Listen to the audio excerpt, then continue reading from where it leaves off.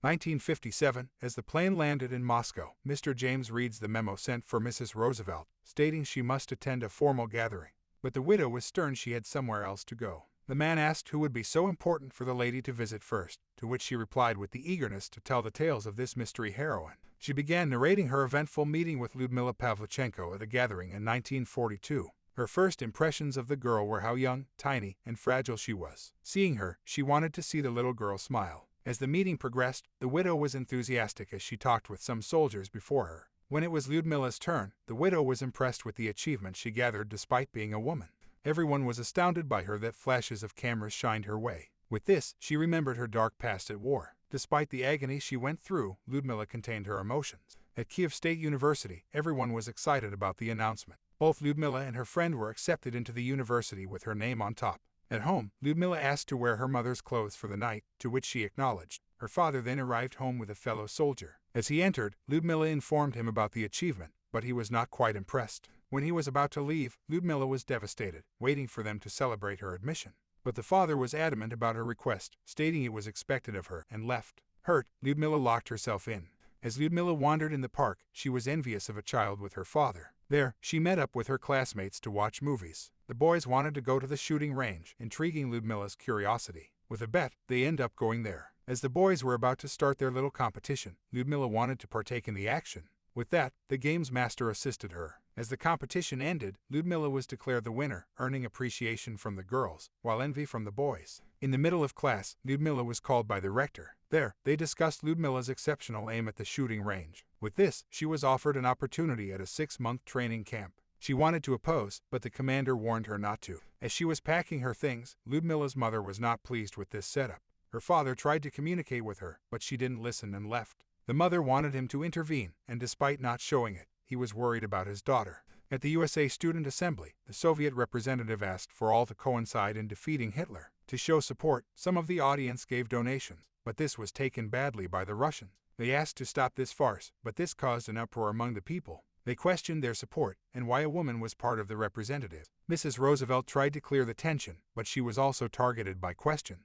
Lyudmila could not stomach the silent battle, stood in front, and narrated her stands and life story. Back at school, Lyudmila kept herself busy with her studies. Her companion, however, was busy fantasizing about her ideal men. When the archive was about to close, Lyudmila was persistent to continue, but they gave in later and went to the beach. There, tons of boys caught Masha's, Lyudmila's friend, attention, whereas Lyudmila continued with her readings. An accident with a stray ball granted Masha's wish of meeting cute boys, but Lyudmila was not impressed. Soon, Boris, the librarian's doctor brother, came and stayed with Lyudmila. This was a met-up, set by the librarian. Before the two could fully get to know one another, 2 pilots came and invited them for a celebration. At the gathering, the pilot and doctor were arguing about war. The two had completely different perspectives when it comes to peace. Fortunately, the silent fight ended before it could start. The pilot asked if Lyudmila could accompany him to a flight lesson, while the librarian asked for Lyudmila to accompany them for dinner. She picked the latter instead. At dinner, the parents were tensed in socializing with Lyudmila. With an uptight attitude, she answered their questions professionally.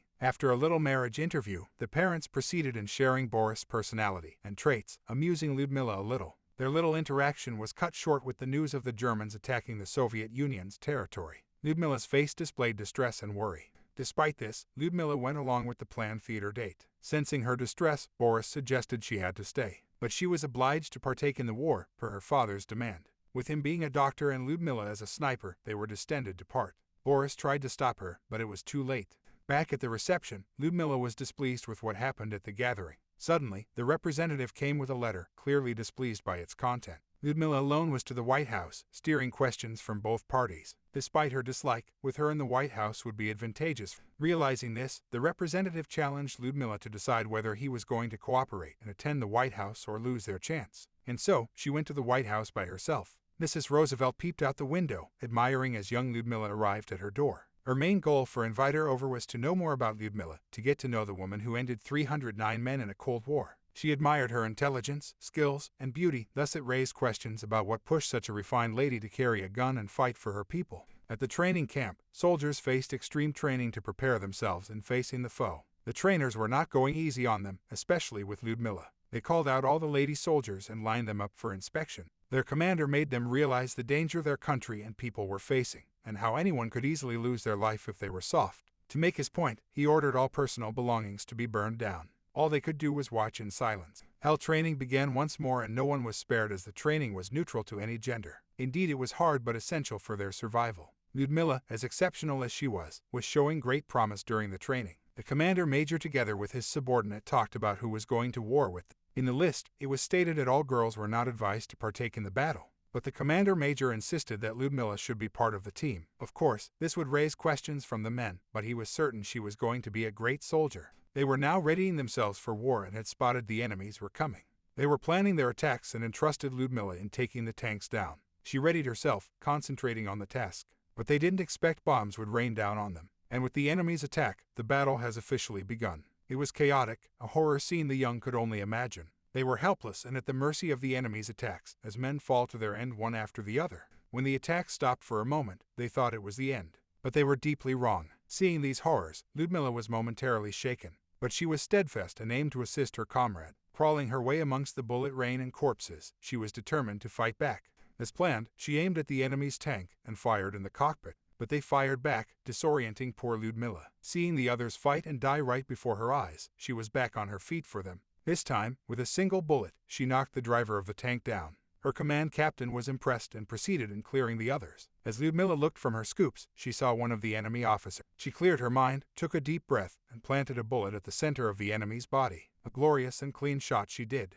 After the shootout, their commander captain went to check on his subordinates. He spotted Lyudmila and asked about her condition. Seeing the blood on her, he gave her water to help herself. Lyudmila was both physical and emotionally drained. Too much had happened for her to process things over. Back at the campsite, a commander general arrived to award Lyudmila for her service and achievements. He was impressed to see her and praised her father as well. Lyudmila was presented to the troop, asking for them to follow her lead. The commander general asked for the majors to watch over Lyudmila in secret. Lyudmila was with the commander captain as they assembled a firearm fit for her to handle. They ended up talking about the captain's life, how he had lost his wife before. Suddenly, Masha arrived at the base, surprising Lyudmila greatly. She announced her volunteering for the army together with her partner, Grisha. When Masha saw the captain, she asked if he was Lyudmila, to which she replied soon.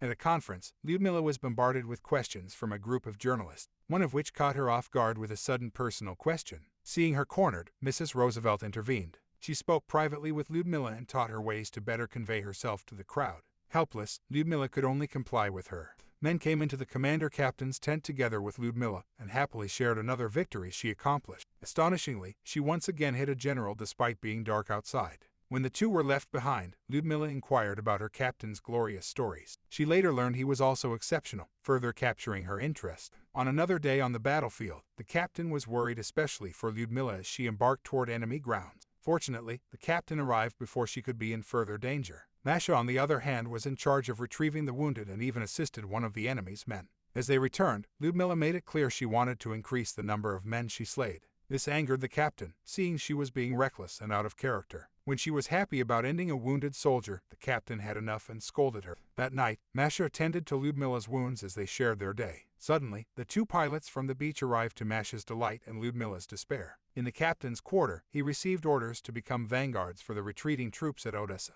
As he ventured outside, he heard beautiful singing, which led to a tent. In it were Lyudmila and her companions as they toasted to Odessa. Masha and her men went out for a spicy night, leaving Lyudmila with her admirer. When he tried to advance, Lyudmila was clear she does not feel the same. Hearing her displeased, the captain went inside to check on her. Lyudmila had stood her ground and saved herself before he could. She even had the guts and said he was not expected to be of her assistance every time. Embarrassed, maybe, the captain left the place. Of course, Lyudmila ran after him to make amendment. Finding him amongst the thick branches, she immediately kissed him to show her intention but indirectly, the captain rejected Lyudmila, keeping true to his promises. The next day, they talked about last night, with the captain expressing he doesn't want to get close to Lyudmila, afraid she would die right before his eyes. Lyudmila, angered due to last night's rejection, dismissed his rebuttal, saying he was being a coward. The fight then began, and unexpectedly their area was near a bomb explosion. The captain frantically rescued Lyudmila, who was buried alive, and sent her to immediate care. Waking up from the pain, Captain Makarov hushed Lyudmila back to sleep, whispering sweet nothingness for her to calm down.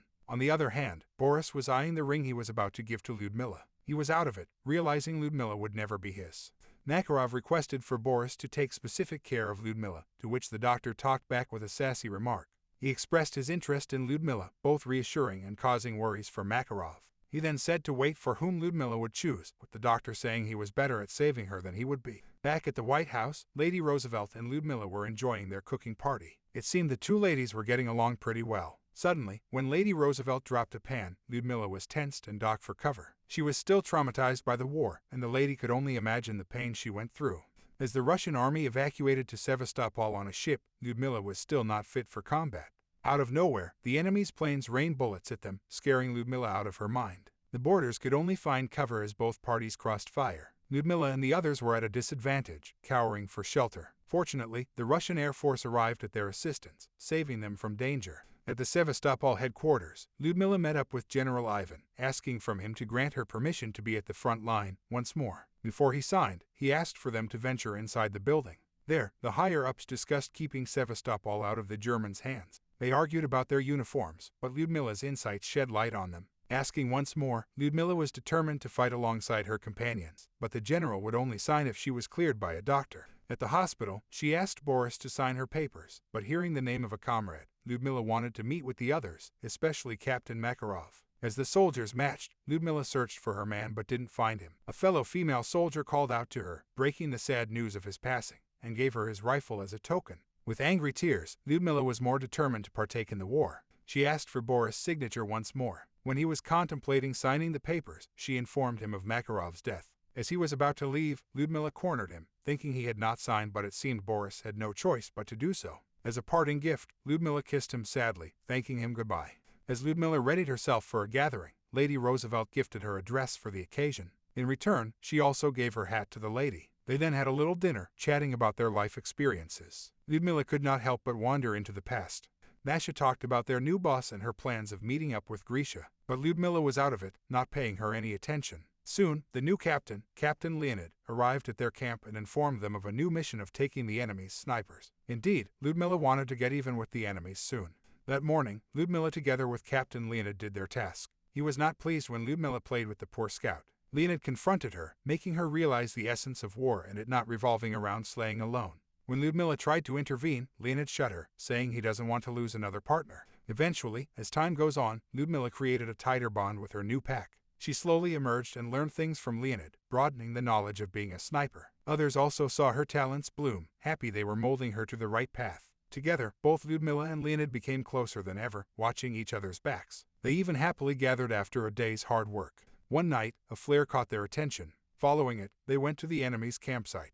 They were celebrating for Christmas. What they didn't know was it was their last celebration. Ludmilla and Leonid rained bullets at them, slaying them all. At a New Year's gathering, a little girl's poem about war touched the soldiers' hearts, and Ludmilla was no exception. They were celebrating for they had defended Sevastopol from the Germans. Ludmilla excused herself to get cups for the drinks. The two men used this opportunity to talk about Ludmilla, with Boris stating his love for her. When he asked if Leonid also fell for the deadly beauty, he was cut off by a sudden fight, with Ludmilla in it. He went to her rescue, earning a sweet kiss from her. That night, Ludmilla and Leonid spent the night together in each other's arms. Ludmilla could not believe this was all happening, with tears streaming down her eyes. In Chicago, Ludmilla was invited to a concert by a well-known musician. Of course, people were cowering around her, asking questions one after the other. When she was left with the musician, he sang his composition dedicated to Ludmilla. Asking if she liked the song, he even asked if he could publish the song for the fans. Honored, Ludmilla accepted his offer. Thus, the melody of Ludmilla's skills was born. Back at Sevastopol, everything was going smoothly for the Soviet Union. Ludmilla and Leonid had gotten even closer with one another, while Masha informed of her wedding with Grisha. After days of hard work, Ludmilla and Leonid had each other. It was like a dream, a picture-perfect memory for the both of them to share. They arrived at a campsite, where children gathered and adored Ludmilla. They asked if she could teach them how to shoot, to which she replied next time. At the same place, Masha held her wedding with Ludmilla and Leonid as the only attendee. Unfortunately, Grisha didn't make it, slayed by the enemy's fleet. They tossed in memory of his name, praying for his safe travels to another world. With bitter tears, Masha celebrated, ushering for Ludmilla to continue her love. Ludmilla then asked if she and Leonid could bear a son, believing the war was a kind of life. But Leonid kept silent, disappointing her instead. Ludmilla and Lady Roosevelt were chilling when the representative arrived. He demanded Ludmilla to stop her idiocy and start focusing on the plan at large. Despite it against her will, Ludmilla was forced to comply. Seeing the scars on her soft back, Lady Roosevelt felt hurt for the young lady. They didn't and never even tried to treat her like the lady she was, causing tears to shower from both women. Back at Sevastopol, Leonid tried to reconcile with Lyudmila, but the latter kept on ignoring him. Suddenly, he stepped on a switch, causing the bomb mines to reactivate. It exploded one after the other as dirt and smoke enveloped the two soldiers. Both wounded, Lyudmila carried Leonid to safety. It was a long and treacherous walk, avoiding the enemy's gaze as they crawled their way out. Soon, help arrived and they immediately attended to their aid. Lyudmila woke up in a hospital bed the next day. Sensing her distress, Boris went to check on her. He informed Leonid's death, but their conversation ended when the higher-ups came. Boris proposed to end Lyudmila's service, but they were stern. She had to keep on fighting. They took pictures of her to portray the heroism she had done. But it was clear that Lyudmila was not happy, even one bit. Corpses of fallen soldiers were loaded into a truck, one of which was the late Captain Leonid. Despite her grief, Lyudmila could only stare as the truck took her beloved away. Feeling disoriented and out of it, Lyudmila took all her sorrows out onto a dummy. She went into the captain's chamber, presenting she was not going to partake in the fight anymore. But he was stubborn, forcing Lyudmila to comply for the people and Leonid. Forced and helpless, Lyudmila could not comply with his wishes. On a grassland, Lyudmila took the post and scanned for the enemy. He too was a sniper and after her head. That night, feeling drained, Lyudmila watched over the brilliant ever-changing sky. The next day, still at each other's post, Lyudmila had not completely healed from all her wounds. Drained and feeling restless, she exposed her location and fired aimlessly. The enemy was surprised but fired back and landed a clean shot. It turned out Lyudmila landed the final blow, reigning victorious. As she scanned the man's belongings, she identified he was married. Feeling sorry for the wife, she paid respects to a fellow soldier. Boris went to see the Major General. He hoped for men to evacuate Lyudmila from danger, but the Major would not heed his request.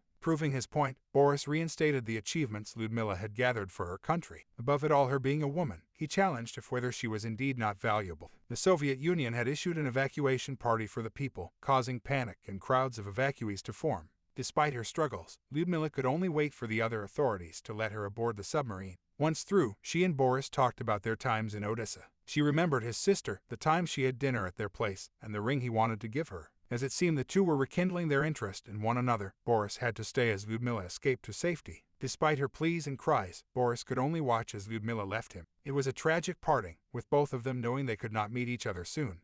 Lady Roosevelt began narrating the pains of the war at Sevastopol. The defense of Sevastopol lasted for over 250 days, with it ending up surrendering the Germans' fleet. Only 2 submarines left the place, one carrying the archives and the other of the officers. The civilians left in the town don't stand a chance. Lyudmila survived thanks to Boris, who didn't have the chance to propose to her. Him giving up his past for her gave her a new life. Boris, who loved her dear, her friend Masha, and the others who were left to defend Sevastopol were at the mercy of the enemy. Most of them were destined to meet their end, but they stood their ground until this last dying breath. For Lyudmila, all of them were heroes, and that was what she deeply believed in.